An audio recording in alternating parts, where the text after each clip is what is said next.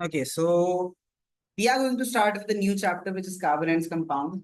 But technically, the first lecture will almost talk nothing about it. And there's a specific reason for it. Carbon and compound समझने के लिए मुझे ये समझने की जरूरत है कि कार्बन इतने कंपाउंड बना क्यों पाता है. There is in senior classes you study two types of chemistry. One of them is known as organic and one of them is inorganic. और organic chemistry में हम पूरा हाइड्रोकार्बन्स के बारे में पढ़ते हैं, which means hydrogen and carbon के सारे कंपाउंड्स, which technically means कि half of the chemistry that we study in our life is technically based somehow on carbon, which means it should be forming a lot of compounds that way. So that is the reason that it is a separate chapter. कि एक single element का एक पूरा chapter बनाने का मतलब ही यही है. It is that important of an element. And in fact, almost everything that you see around you is carbon. It has certain bit of carbon. The only thing that I can think of right now has no carbon in it is the water inside this bottle. This has no carbon in it. Okay, so almost everything, you name it, from your hair to your body to this, this whiteboard, so this display, everything has some organic carbon in it. And if you really want to think about it, everything that on burning releases carbon dioxide will have carbon in it. So कि almost हर चीज जल जाती है. So almost हर चीज जल जाना and carbon dioxide release होना, meaning it had certain amount of carbon in it. That is why carbon is that important. And let's just understand, to get to the point where we can understand carbon इतनी सारी bonds, इतने सारे compounds क्यों form करता है, we have to understand one basic thing, that what is bonding. Now bonding मतलब मित्रता होती है, वैसे तो मतलब अंग्रेजी में तो ये मतलब होता है, but bonds in chemistry also means quite the same thing. We have different elements. तुमने पढ़े, कितने elements पढ़े तुमने? होते नहीं, कितने पढ़े हैं तुमने? मतलब जितने तुम्हें पता है कि सर हमने सही से लगा लो इतने आते हैं. 30 स्टिल गुड. मतलब 30 10 तक हम 30 तो पढ़ लेते, काफी है. मतलब not, we do not study a lot of elements in general. 50 तो बहुत है. मतलब 50 तो बहुत है. Because the thing is, you might not realize, but अगर हम पॉलीएटॉमिक आयंस की बात करें ना, and I think this is the exact moment जिस टाइम पे तुम्हें, जिसको पॉलीएटॉमिक का मतलब नहीं पता है, और लिख लो कि पॉलीएटॉमिक पूछना है हमें. सो अगर हम किसी पॉलीएटॉमिक आयन की भी बात करें, SO4 2 negative, this is an ion and this is still made up of sulfur and oxygen.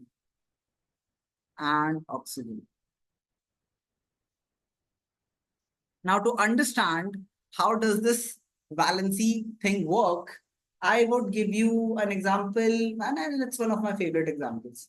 Let's say कि to get into the class, मतलब तुम्हें अपनी 10th साइंस की क्लास में आने के लिए, I keep some minimum. मेरा नहीं है, इसका है.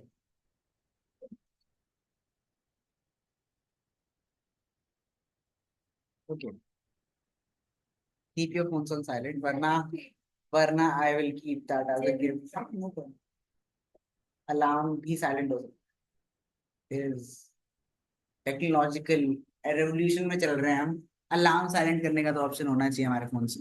Anyways, so this is a simple ion. Now when we say about ion, we need to come down to the very very basics of how do really bonds form. So let's take few elements. So the example जो हम लेंगे यहाँ पे, इसकी let's say तुम्हें class में आने के लिए ना मैं एक मिनिमम रिक्वायरमेंट रख दूँ कि बेटा या तो तुम्हें 2 टॉफी लानी है या तुम्हें 8 टॉफी लानी है. ठीक है, let's say I am a very greedy teacher, जो मतलब क्लास में आए हो भाई टॉफी लेके आओगे वरना मत आओ. सो रूल लग दिया मैंने. ठीक है, अब तुम क्या गए, तुम घर गए. ठीक है, अगली क्लास में क्योंकि हमें कुछ यहाँ पे याद रहता है नहीं, हमने रैंडम टॉफी के जार में हाथ डाला और जितने आए ले आए. We don't know how many. हाँ, तो प्रॉब्लम इसकी, मेरा रूल ना बड़ा स्पेसिफिक है, ईदर 2 और 8. Very very specific rule, which means कि अगर किसी के पास 5 है ना, किसी के पास अगर 5 है तो उसको 3 और चाहिए.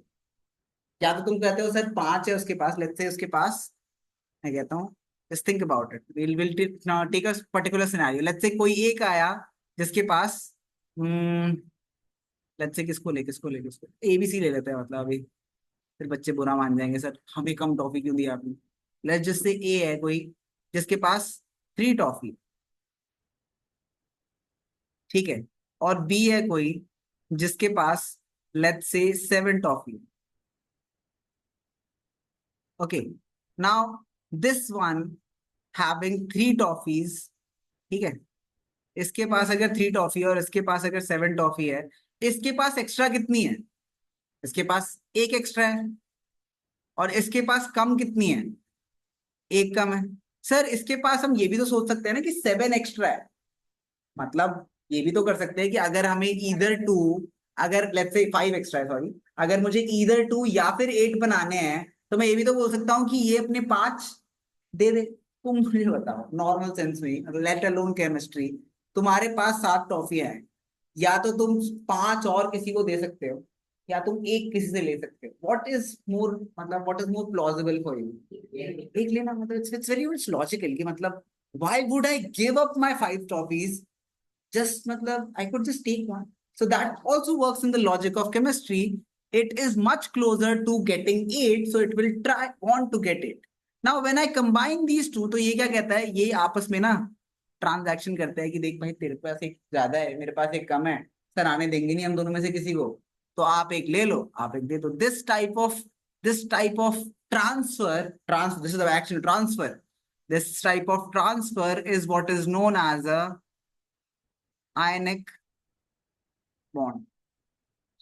Replace the toffee with electrons and replace the A and B with elements, and every element that has excess is what is known as a metal, and every element which has less electrons, it is what is known as non-metals.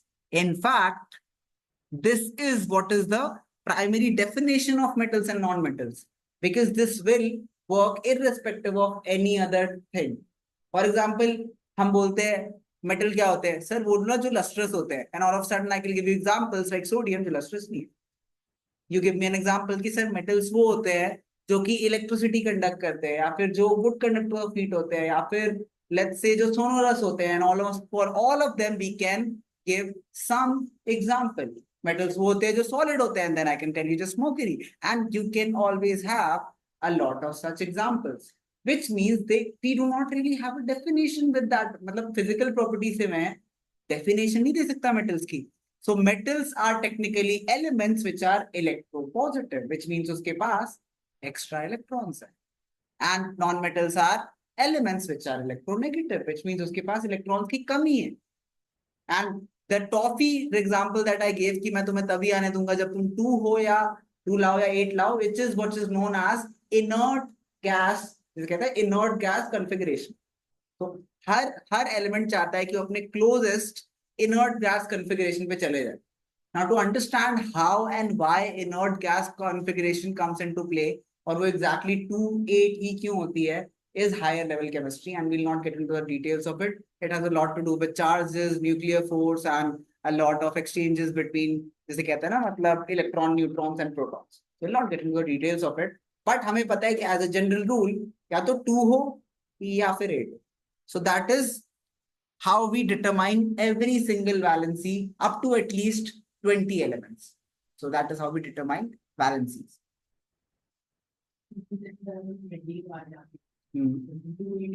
2881 होने लगता है, फिर 2882 होने लगता है, because that is how the rule works. मतलब you have, if you remember the rule, and this is class 9, हाँ last shell 8 नहीं होना चाहिए, और सेकेंड लास्ट शेल में पहले 8 होंगे, देन नेक्स्ट शेल बनना स्टार्ट होगा, देन वो रीस्टार्ट होगा।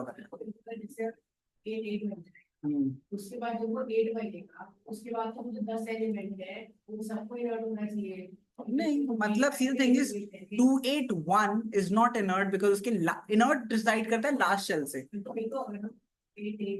No, inert is not really. A lot of people confuse this. This is a logical confusion. A lot of people think inert कोई element तब हो जाता है जब उसकी last shell completely filled हो। No. उससे closest एक inert gas होगी, जब वो उसकी configuration में पहुंच जाएगा तो वो inert है। Understand? There's a difference कि मतलब I don't want completely filled shells. I want कि उसके सबसे पास वाला inert gas कौन सा है, And there are rules for determining inert gases, which one of them is completely filled last shell, but closest inert gas configuration में जाना चाहता है. This means कि last shell में 2 नहीं होने चाहिए अब सबके. For example, अगर 2,2 है, 2,2 is not a inert gas configuration, क्योंकि second shell में 8 होने चाहिए. in nearest उसका nearest उसका वैसे तो 2,2 है, तो मतलब 0 है, तो उसके पास +2 है. But I'll explain it.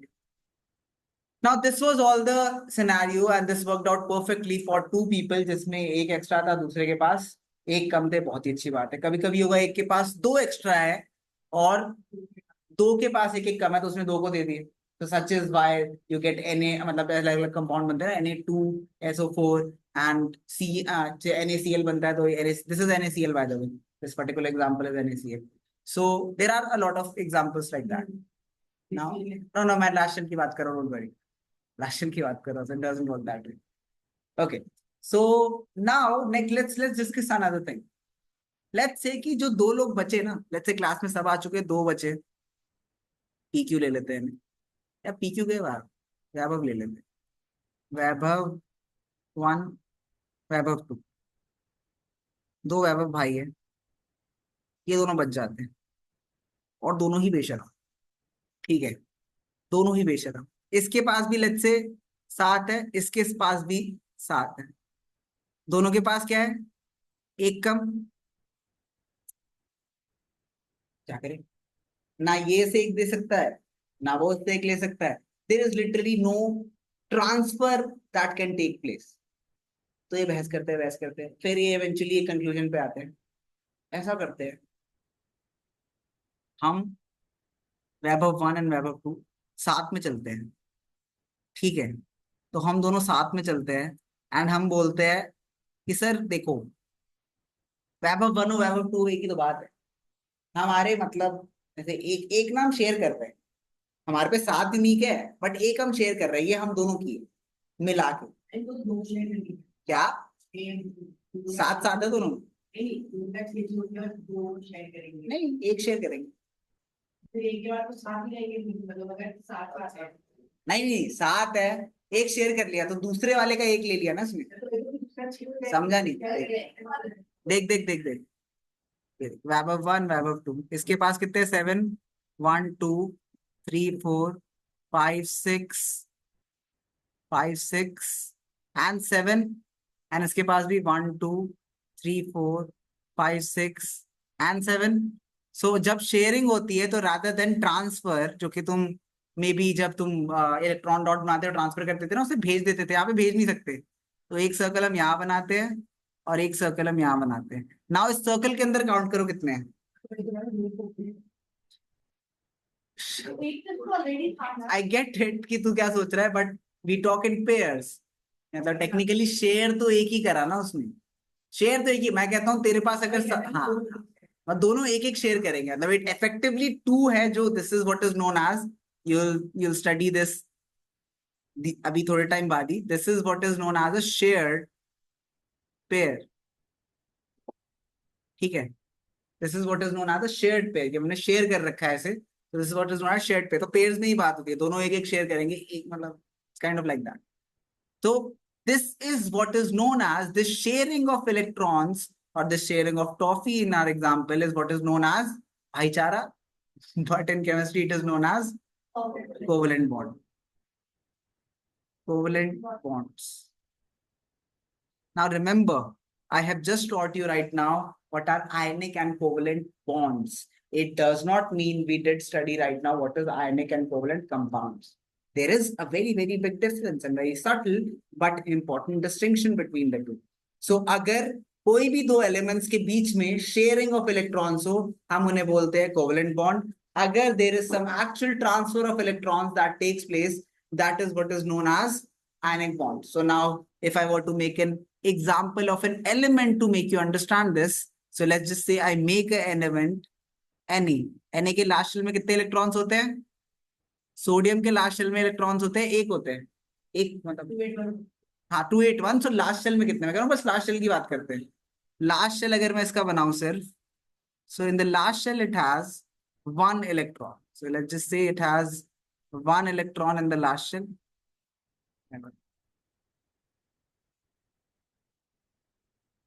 या सो इसके लास्ट शेल में सिर्फ और सिर्फ एक इलेक्ट्रॉन है। और अगर हम क्लोरीन की बात करें, सो क्लोरीन के लास्ट शेल में कितने इलेक्ट्रॉन्स हैं?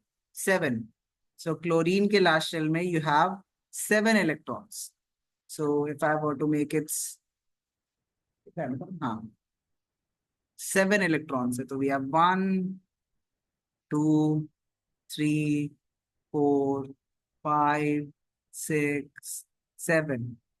और एनीवन वॉन्डरिंग, क्या सर एक्चुअली इलेक्ट्रॉन्स ऐसे रिवॉल्व कर रहे होते हैं अराउंड एंड वो एक्चुअली ऐसे इक्वल इक्वल डिस्टेंसेस पे होते हैं? The truth is no. The reason you will not understand. या वो क्वांटम फिजिक्स है, हम नहीं डिस्कस करने वाले हो। Just to give you a general idea, they are at a lot of faces at the same time. For example, just to give you the modern physics example of this is classical जो हम पढ़ रहे हैं अभी, modern physics equivalent of this. It is like, and this is just a thought experiment. Let's say मैं अपनी बात करूं और तुम मुझसे पूछो कि सर आप कहाँ पे हो।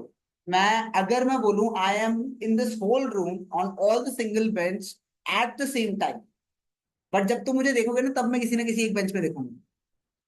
This is what is the equivalent of electron, and this is what is known as मतलब क्वांटम, इसलिए क्वांटम फिजिक्स जब पढ़ते हैं हम सीनियर क्लासेस में, तो इसके जो इलेक्ट्रॉन के होते हैं, इनके डिफरेंट डिफरेंट एलिमेंट्स के डिफरेंट डिफरेंट इलेक्ट्रॉन के, और मतलब वो होते हैं पूरे एरिया होता है कि इस जगह में से कहीं एक जगह होगा। प्रोबेबिलिस्टिक मॉडल्स होते हैं। तो यस मतलब this, but all of that is quantum. And हमारी अभी जो हम फिजिक्स पढ़ रहे हैं उसके अकॉर्डिंग, हाँ वो गोल गोल घूमते हैं। It's like planet. So, just so you know, this is not what is actually true because of science advance हो चुकी है, but for your class, for the science you are studying, it is definitely true. So, if it is true, इसके पास एक की कमी है, ये क्या करेगा? इलेक्ट्रॉन कूद के यहाँ चला जाएगा। Now you might ask, and I might ask you कि कैसे कैसे कूद के, मतलब ठीक है फुटबॉल चल रहा है, यहाँ पे कोई कूद के नहीं जा रहा है, तो मतलब अगर मैं सोडियम को और क्लोरीन को साथ में रख दूंगा ना तो NaCl नहीं बनता। NaCl नहीं बनेगा। अगर होना होता है कूद के ही जाना होता, अगर कूद के जाना होता तो वो तो एक एलिमेंट से दूसरे में चला जाता। But you need a liquid medium, you need an aqueous medium. Water में होगा या फिर you need a gaseous medium as well. Gaseous में भी काम करता है। अगर तुमने सोडियम का गैस बना लिया ना, विच इज पॉसिबल, और क्लोरीन का गैस बना लिया, which is obviously in gaseous state, you can technically form sodium chloride in the gas form. क्या बोल्टन स्टेट में भी होता है, गैसियस स्टेट में भी होता है, एंड एक्वस स्टेट में भी होता है। Aqueous meaning in water, both are water soluble. तो ये तीनों में होता है, लेकिन सॉलिड स्टेट में नहीं हो सकता। कैसे जाएगा? इलेक्ट्रॉन ट्रांसफर होगा कैसे? क्या नहीं, ऑब्वियसली नहीं, एनर्जी की जरूरत नहीं है इसमें, मिला दे बस हो जाएगा। it's not an endothermic, it's not endothermic, it does not require energy, it's like it requires a medium की फ्लो तो कर पाए। मैं कहता हूँ दो मछलियां हैं, ठीक है, दो मछलियों को मिलना है, मैं यहाँ पे फैल दूँ, मिल लो ना, क्या हुआ? कैसे मिलेंगी? You need to give them water so that they can मतलब come in contact with each other. ये they just can not, they just can not. खैर, I have worse examples than this, but let's just be happy with what we got. So this is what is the reason कि हमारे पास NaCl form हो रहा है। And you'll also understand कि this, अच्छा by the way, this one being positive, this one being negative, it is actually an ion. What is this ion? An ion है, cation है? Cation है, और ये anion है। they can cation है और ये anion है। and then because of this presence of anions you'll understand later on कि ये इलेक्ट्रिसिटी कंडक्ट कर सकते हैं, क्योंकि इसमें ना फ्री इलेक्ट्रॉन्स है। तो इलेक्ट्रॉन्स ना, मतलब जैसे ये जंप कर रहा है, जैसे Na से जंप करके Cl में चला गया, वैसे वो आपस में भी तो जंप कर सकते हैं। तो this jumping can happen, this is the reason कि वो इलेक्ट्रिसिटी कंडक्ट कर सकता है। And this is what electricity is. Any movement of electrons is what electricity is. Doesn't that make everything a conductor? Bad conductor, yeah, that is true. Because think about it, air, मेरे around जो हवा है, मेरे around जो हवा है, क्या वो इलेक्ट्रिसिटी कंडक्ट करती है? नहीं। अरे नहीं, कैसी बात है? कैसी बात? मैं यहाँ से फोन चार्ज कर दूंगा तेरा। Exactly. But it requires enough voltage. For example, lightning में क्या होता है? हवा के थ्रू तो आती है, and that is true. सो अगर किसी चीज, ऑलमोस्ट एवरीथिंग हैज इलेक्ट्रॉन्स, हर चीज में एटम है, हर चीज में क्या है, इलेक्ट्रॉन है, तो it's just about providing enough energy and it will flow. So technique that is the reason कि हम इंसुलेटर्स वर्ड ना बहुत कम यूज करते हैं, बिकॉज इंसुलेटर मींस वो कर ही नहीं सकता, but technically it means it's almost impossible, it's never impossible. नहीं नहीं, वो तो अलग चीज है, वो तो बिल्कुल ही अलग चीज है। और दूसरी बात, कभी कभी पता है क्या होता है, कभी कभी तुम इतनी एनर्जी प्रोवाइड कर जाते हो ना कि प्लाज्मा बन जाता है। प्लाज्मा प्लाज्मा तुमने अगर नहीं, तुमने 9th में पढ़ा था प्लाज्मा, प्लाज्मा की ना एक बड़ी दिक्कत, प्लाज्मा प्लाज्मा की ना एक बड़ी दिक्कत होती है, पता है क्या होता है उसमें ना, एटम एटम नहीं रहता, फिर उसमें ना सब कुछ मिक्स हो जाता है बेचारे। तो क्या होता है कि अभी अभी तक शॉर्ट सेट करो, सेंटर में न्यूक्लियस, उसके अराउंड घूम रहा है इलेक्ट्रॉन, जब बहुत एनर्जी दे दो ना तो पागल ही हो जाते हैं। सब कुछ अब मिक्सचर में, ये न्यूट्रॉन भी है, प्रोटॉन भी है, इलेक्ट्रॉन भी है, और सब कुछ मिक्स है एक्चुअली। तो फिर क्या रिएक्शन, क्या तो फिर वो न्यूक्लियर फिजिक्स बन जाती है। अभी जो हम कर रहे हैं तुम्हें पता है ना, these are all chemical reactions, these are what, chemical reactions, these are not nuclear reactions. Nuclear reactions में आप actually atom बदल देते हो, you'll notice कि chemical reaction में कभी atom नहीं बदलता, molecules बदलते हैं। तो अगर molecules बदल रहे हैं it is a chemical reaction, अगर atom बदल रहा है it is a nuclear reaction। Too much details and too much information right at the start of it, it's totally fine। Majority of it was मतलब will not be coming in your examinations, it's from knowledge point of view, and the things that will be coming in your examinations will be again repeated, so you can just relax। अब इतनी देर में तुम जितना ले पाए काफी, we'll move on। Okay, now that we understand what ionic bonds are, let's just see हमें definition क्या दे रखी है। So the chemical bond formed by the transfer of electrons from one atom to another is known as ionic bond। So यहाँ पे important क्या है, transfer of electrons।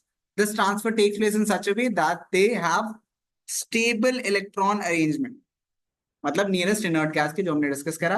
Ionic bond is also so called because the chemical bond between oppositely charged ions। So now you understand कि इसके name में यहाँ पे ionic क्यों आ रहा है, because ये opposite ion and ion and cation combine कर रहे हैं, that is the reason कि वो बोला जा रहा है कि क्या है, एक मतलब ionic bond। बोलो। ये हम लोग प्लस माइनस जो रहते साथ देते तो we can make the element neutral। Technically all जैसे कहते हैं ना, जितने भी हमारे मॉलिक्यूल्स बनेंगे, नो नो नो, अगर जितने भी हमारे मॉलिक्यूल्स बनते हैं ना वो इलेक्ट्रिकली न्यूट्रल बन जाते हैं, बिकॉज एक आयंस होते हैं जो इलेक्ट्रिकली चार्ज होते हैं। बट द थिंग इज कि it's not that simple to make you understand how it works, but I'll give you a good example because there's an attraction between cation and an ion। समझ रहे हो ना तुम कि एक cation है और एक anion है, वो दोनों अट्रैक्टेड है। दिस इज द रीजन कि सारे के सारे आयनिक बॉन्ड्स जो कंपाउंड बनेंगे ना सॉलिड होते हैं, क्योंकि उनके आपस के जो मॉलिक्यूल्स है ना, inter molecular force of attraction strong होता है। बहुत ध्यान से सुनना, मेरा मेरे मैंने जो बोला, इंटर मॉलिक्यूलर, आपस में जो मॉलिक्यूल्स अट्रैक्ट हो रहे हैं ना वो स्ट्रांग है, इसीलिए वो क्या है, सॉलिड है। यही तो पढ़ा था हमने बचपन में, सॉलिड्स क्या होते हैं, अगर आपस में एक एक मॉलिक्यूल एक दूसरे को अच्छे से अट्रैक्ट कर रहे हैं तो वो क्या होंगे, सॉलिड होंगे। और इसी वजह से कोवेलेंट कंपाउंड्स लिक्विड होते हैं कि उसमें इंट्रामोलिक्यूलर तो स्ट्रांग है, इंट्रामोलिक्यूलर मतलब मॉलिक्यूल के अंदर, मॉलिक्यूल के अंदर बॉन्ड टू बॉन्ड तो बहुत स्ट्रांग है, मतलब एक कार्बन या फिर एक, जैसे ना ये क्लोरीन, ये क्लोरीन का एग्जांपल था ये वैभव वाला, तो एक क्लोरीन दूसरे क्लोरीन से बहुत ही अच्छे से कनेक्टेड है, उसको कोई नहीं है, लेकिन जो दो मॉलिक्यूल्स ऑफ क्लोरीन है ना वो वीकली अट्रैक्टेड है तो लिक्विड बन जाता है। Just let me explain you diagrammatically.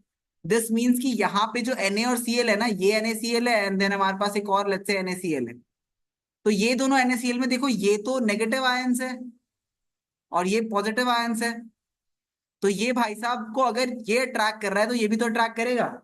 Similarly अगर पॉजिटिव आयन को ये अट्रैक्ट कर रहा है और ये भी अट्रैक्ट करेगा, दोनों करेगा, विच मीन्स ओवरऑल सब एक दूसरे को अट्रैक्ट कर रहे होते हैं। तो ये जिसे कहते हैं ना, because this is electrically kind of like electrically charge, positive and negative, it holds together and becomes a solid, a very strong solid. But covalent bond में क्या होता है, कोवेलेंट बॉन्ड में you have, O my God,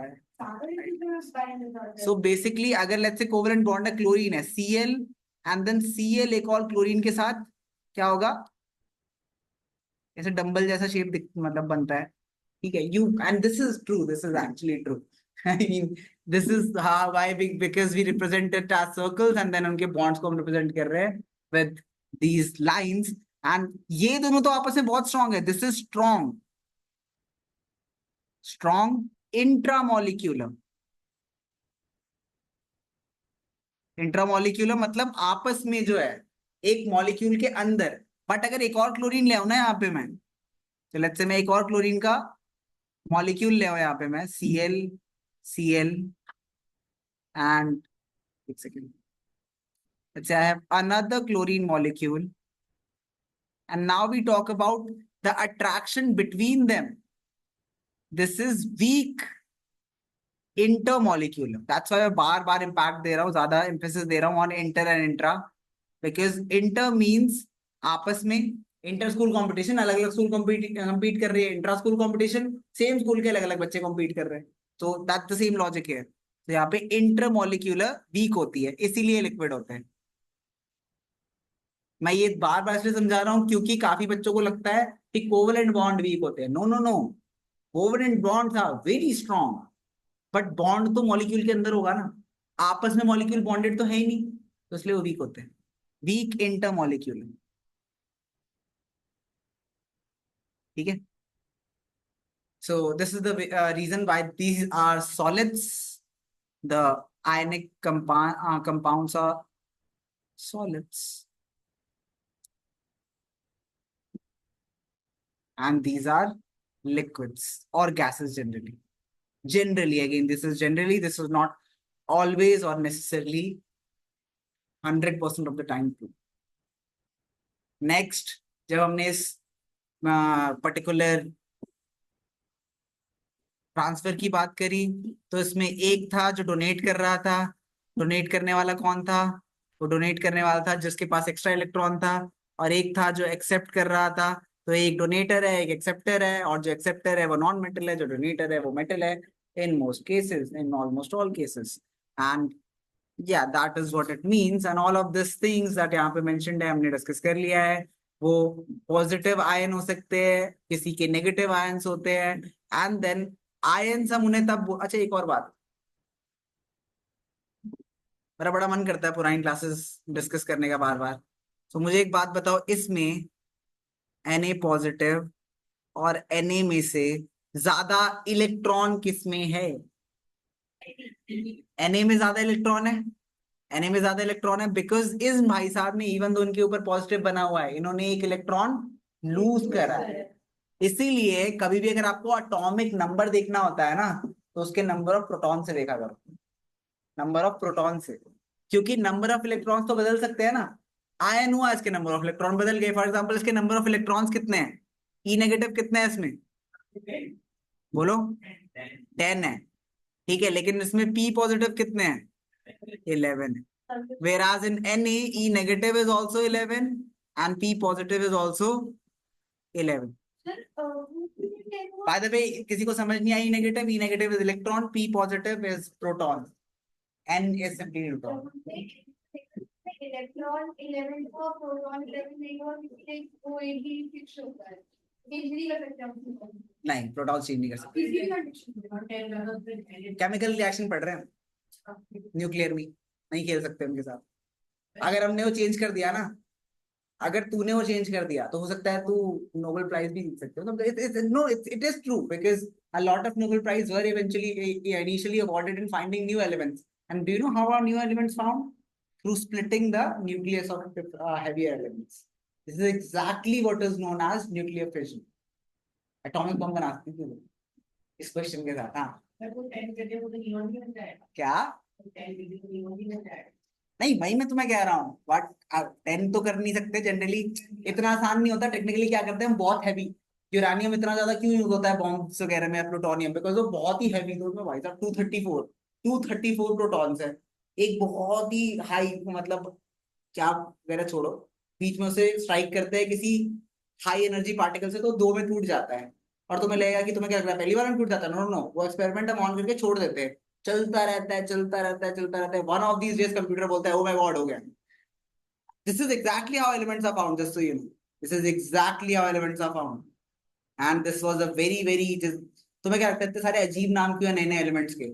ये universities के नाम है जिन्होंने उन्होंने डिसाइड करा था रखने का, मतलब जो उनका मन करता था वो रख लेते थे। तो अगर तुम एलिमेंट फाइंड करते हो तुम्हारा जो मन रख सकते हो, तुम कुछ भी रख सकते हो। आई एम नॉट किडिंग, तुम जो मर्जी, तुम अपना एलिमेंट का नाम गोविंद रख लो, मतलब तुम आज मैं रखने को आशु रख लो, अगर तुम फाइंड कर सकते हो तुम नाम रख सकते हो।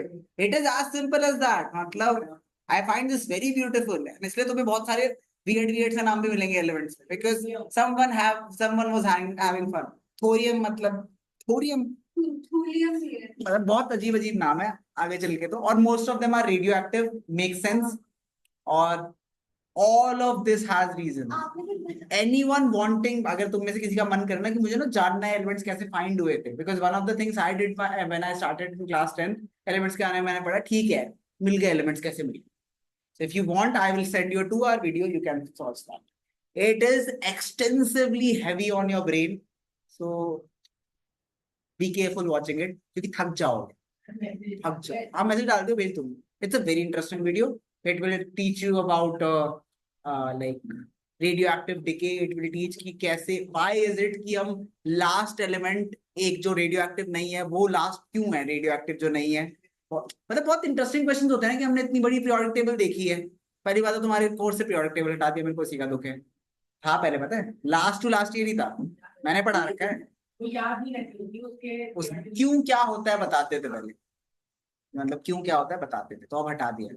बट एनीवेज पॉइंट इज कि it's a very all almost everything in science has reason. Understand science, जब हम साइंस पढ़ते हैं ना, why is science called science and not social science, because it is an exact science. सबके लिए same है, rules अगर पता हो तो सब सेम एक्सपेरिमेंट परफॉर्म कर सकते। Moving on, now we understand stable positive ions, we understand stable negative ions, we understand कि this is the transfer of electrons, and that's why एक ionic bond हमेशा किसके बीच में बनेगा, metals और नॉन मेटल्स के बीच में। ठीक है, अब देखो मेरा एक क्वेश्चन है, हमारे टॉफी वाले एग्जांपल में ये भी बहुत अच्छे सूट करता है कि कोई अगर दो बच्चे बचे जिन दोनों के पास दो दो एक्स्ट्रा टॉफी हुई, तो वो क्या करेंगे, व्हाट कैन दे डू, फेंक दो ना, फेंक दो या खा दो, जो मर्जी करो। तो मतलब metals can exist in isolation. Metals तुमने देखा होगा क्लोरीन, जब भी आपने आज तक एग्जांपल्स में लिखा होगा क्लोरीन को हमेशा Cl2 लिखा होगा, लेकिन आयरन को सिर्फ Fe लिखा होगा, कॉपर को सिर्फ Cu लिखा होगा, क्योंकि ये भाई साहब के पास एक्स्ट्रा है, ये भाई साहब के पास एक्स्ट्रा है तो ये आराम से रहते हैं। इनके पास कम है, ये नहीं रह सकता आराम से, इसके पास एक्स्ट्रा है, ये एक्स्ट्रा है इसलिए रिएक्टिव भी है, क्योंकि ये एक्स्ट्रा है इसलिए रिएक्टिव भी है। रिएक्टिव होने का मतलब किसके पास एक्स्ट्रा है तो जिसके पास भी कमी होगी उसे देना चाहेगा। तुम पे एक्स्ट्रा टॉफी है ना, तुम लाइक क्या ले लो ले लो लो, फ्री में ले लो यार, लो जिसको चाहिए ले लो। तो that's why these elements are reactive.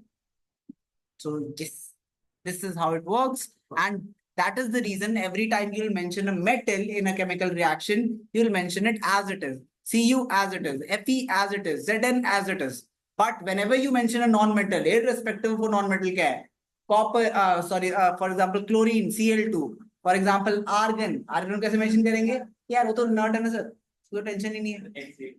Acid, sulphur है, एसिड करना पड़ता है, ठीक है, वो भी करते हैं, ठीक है, O3 करते हैं, O2 करते हैं, ओजोन, ऑक्सीजन, सारे नॉन मेटल्स, क्लोरीन, Fe2, या NH तो फिर वो हो गया, मतलब N और H भी कोवेलेंट कंपाउंड ही है, कोवेलेंट बॉन्ड से ही बनता है, बट वो तो नाइट्रोजन और हाइड्रोजन के बीच में है, मतलब वो सिंगल एलिमेंट नहीं है, दो elements. That is a methane is again CH4, दो element, all of them is. अच्छा नेक्स्ट, समझाऊंगा, मेरे पास उसके लिए बहुत अच्छा एग्जांपल है। If you haven't realized by now, you will eventually realize that I have examples for everything, and very very stupid examples. They will help you. Believe me, they will. For example, हम रस्सियों से बच्चे खींच रहे होंगे carbon के example के लिए, it's fun, मतलब I hate conventional examples because I mean, what fun is that? I could give you very very professional examples. There's no fun in it. Anyways, understanding Lewis symbol now. You said you remember Lewis symbol, मतलब तुम sir आता है, मैं तो इसका बना के दिखाओ मुझे। एल्यूमिनियम सल्फेट, एल्यूमिनियम सल्फेट,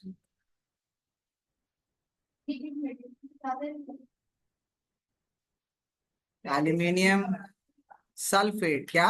मुझे नहीं पता, तुमने कहा तुम्हें आता है तो मैं तो तुमने कहा तुम्हें टॉपिक आता है, मैंने तो पूछा ही नहीं कौन सा कंपाउंड। तुम्हें टॉपिक आता है, बनाओ बैठ के। लुईस सिंबल बनाना सीखते हैं, आसान से स्टार्ट करते हैं, सीधा खतरनाक पे नहीं जाते, ये तो तुम्हारे लिए टेस्ट था। NaCl की बात करते हैं, बनाते कैसे एग्जैक्टली देखो पहले, एग्जैक्टली तुम्हें सिंबल्स नहीं लिखने आते ही होगी। हमारे पास Na है, Na के ऊपर Na के पास कितने इलेक्ट्रॉन्स है? एक। तो मैं ऐसे लिखूंगा, ये देखो, Na डॉट। अब Cl प्लस, Cl के पास कितने हैं? 7, cross cross cross cross cross cross. अब हम एक एरो बनाएंगे जो कि बोलेगा ये डॉट यहां से कहाँ चला गया, यहाँ चला गया। ठीक है, यहाँ पे 7 क्रॉस। दिस बिकम्स Na का इलेक्ट्रॉन चला गया तो ये सिर्फ Na पॉजिटिव है। Cl cross cross cross cross cross cross cross, और एक वहां से आ गया डॉट। और ये आयन क्या है? आयन की इसकी जो वैलेंसी होती है ऊपर लिखते हैं, तो दिस इज नेगेटिव।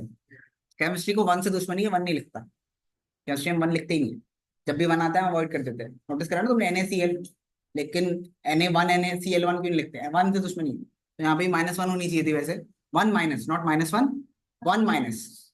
तो माइनस, क्योंकि माइनस ये नहीं सिंबलाइज कर रहा, उसकी वैल्यू क्या है, वो बता रहा है कि कटायन है ना एनायन।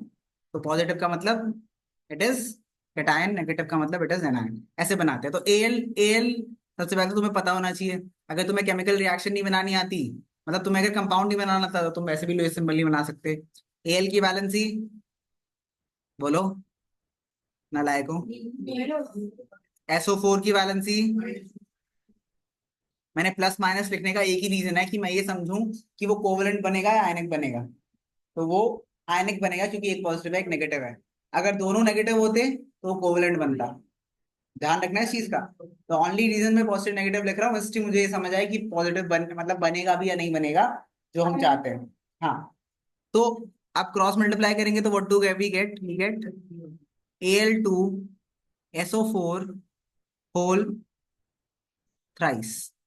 इसका मतलब क्या होता है? इसका मतलब 2 एल्यूमिनियम है हमारे पास, Al और दोनों एल्यूमिनियम के पास 3 डॉट है, दोनों के पास 3 इलेक्ट्रॉन्स है। और मेरे पास SO4 है, और एक SO4 के पास कितने कम है? एक SO4 के पास 2 कम है, और 3 SO4 है हमारे पास।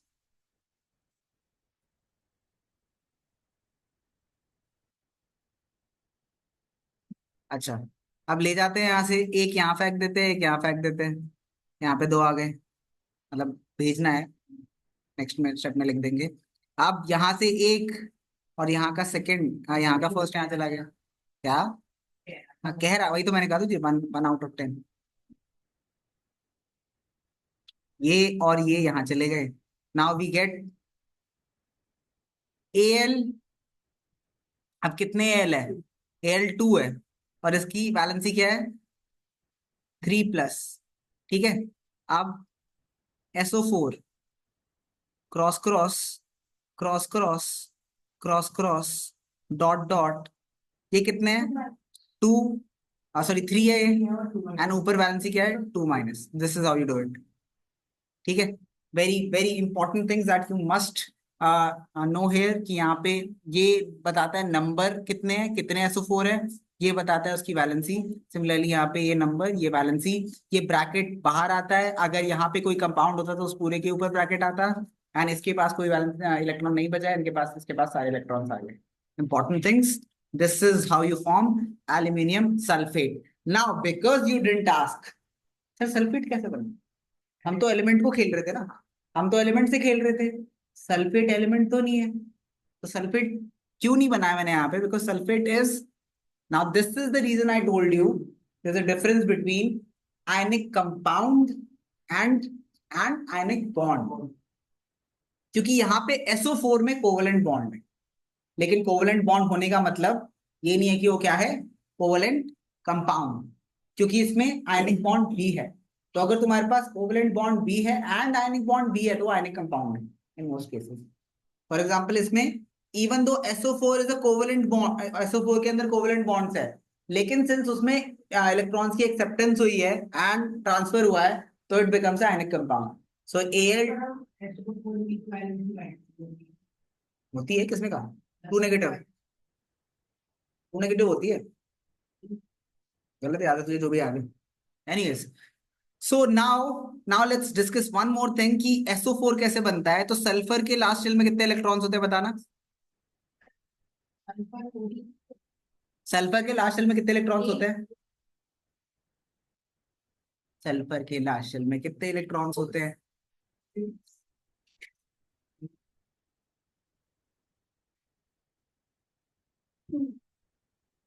There's a lot of learning that you need to do. Silicon की क्या होती है और कार्बन की क्या होती है? कार्बन की 4 है, सिलिकॉन की 4 है और सल्फर की भी 4 है, सबकी 4 है। 6 पहली क्लास इसलिए छोड़ रहा हूँ, सेकंड क्लास है वैलेंसी। माय गॉड, और तुम कह रहे हो हमारे नंबर नहीं आ रहे, वैलेंसी आती नहीं हमें। मतलब अगर मैं मना कर दूं अभी तो तू मान लेगा? मतलब बैलेंस ही ऐसी चीज है, अगर तुम्हें बोलो हाइड्रोजन की क्या बताना, नहीं है, नहीं मान लोगे मेरी बात?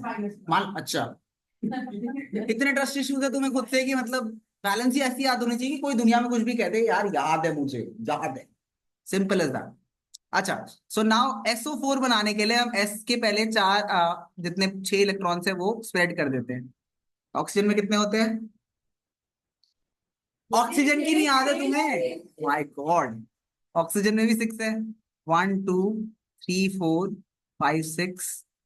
ऑक्सीजन 1 2 3 4, देखो दो ऊपर बनाते हैं, दो राइट में, दो लेफ्ट में, एंड अगर और दो तो दो नीचे बनाते हैं, but that is how it is. 1 2 3 4 5 6। SO4 है ना, तो एक और 1 2 3 4 5 6। देखो 8 बनाते हैं, ये 8 बना, इसे हम बोलते हैं 8 बनाने का मतलब ये ऑक्टेट बन गया। तो पहला octet, this is our first octet. अभी तो कर रहे हैं हम स्टेबल स्टेबल कॉन्फ़िगरेशन, इसको स्टेबल बना रहे हैं, स्टेबल बन गया। ये वाले ऑक्सीजन ने भी 2 शेयर कर लिए, स्टेबल बन गया। ये वाले ऑक्सीजन ने भी 2 शेयर कर लिए, स्टेबल बन गया, है ना। इन भाई साहब के पास तो 2 है ही नहीं और शेयर करने के लिए, तो ये 2 बाहर से आते हैं। तो अगर 2 बाहर से इलेक्ट्रॉन्स आ जाए यहाँ पे, बताऊंगा अभी, तो ये 2 बाहर से आ जाए तो ऑक्सीजन, ये वाला ऑक्सीजन भी क्या बन गया? 8 बन गया। और सल्फर अंदर वाला जो है ये पूरा 8 बना गया इसमें। अब ये जो 2 है वो बाहर से कहां से आएंगे? दैट इज द रीजन कि इसको क्या लिखते हैं हम? SO4 2 नेगेटिव, कि इसको 2 और इलेक्ट्रॉन चाहिए तभी आयन बनता है। 2 इलेक्ट्रॉन के बिना ये कुछ नहीं होता, इसको 2 और इलेक्ट्रॉन चाहिए। This is the SO4 formation and this is covalent bond, but हम इसे ऐसे ही लिखते हैं। अगर आपके पास लुईस स्ट्रक्चर में क्वेश्चन आएगा तो आप ऐसे करोगे, बट इसका बॉन्ड स्ट्रक्चर ये होता है, because this is sharing, this is transfer. नहीं, हाँ technically, but not required. This is how is SO4 form, ठीक है। Now since this was technically your first class with me, so we have covered a lot of extra knowledge also, but in the next class we will cover this whole lecture because it is an important one to understand the difference between ionic and covalent bond. I would just request you to go through this, the whole both of these, मतलब जितने भी notes हैं सबके through. Technically I have explained all of them, but we will rediscuss in the next class. Explanation complete है इसकी part, जो जो नहीं समझ आएगा नेक्स्ट क्लास में डिस्कस करेंगे। बैलेंसीज याद कर लो, मैं बहुत रुलाऊंगा भाई, मैं 100 बार लिखवा चुका हूँ एक बच्चे से, इसको याद नहीं थी, याद रखना। I don't give any physical punishments और hectic punishments, I just give punishment जो तुम्हें इरिटेट करे, because I think this generation the best thing to do with you is to irritate you. कोई ऑप्शन नहीं रह जाएगा तुम्हारे पास। क्या बोलोगे मॉम पे पेरेंट्स से कि मतलब सर 100 बार लिखवा रहे हैं इसलिए हमें पसंद नहीं आ रहे क्योंकि हम याद नहीं करके गए थे। ध्यान रखना। That's all we'll be doing today.